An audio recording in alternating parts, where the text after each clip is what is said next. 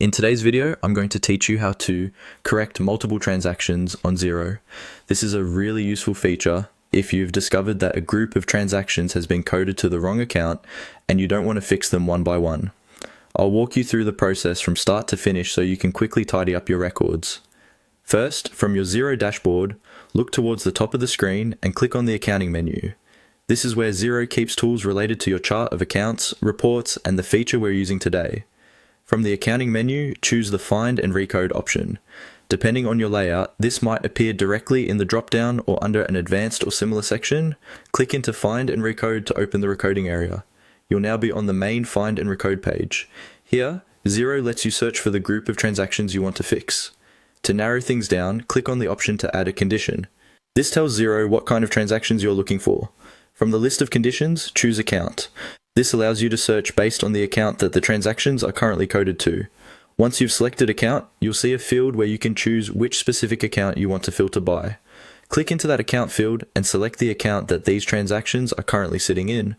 For example, maybe everything was accidentally coded to a general expenses account. Select that account from the list so Xero can find all those items. When you've chosen the correct account, go ahead and click Search. Xero will now display all transactions that match your condition. Take a moment here to scan through the results and make sure they're the ones you actually want to recode. Next, to select all of the transactions in one go, click the checkbox beside the date heading at the top of the list. This automatically selects every transaction that appears in your search results. With everything selected, click on the Recode button. This opens a new panel where you can tell Xero what you want to change about these transactions. Now fill in the details for the recode. Typically, this means choosing the new account you want these transactions to be moved to, and adjusting any other fields Xero allows you to change in bulk.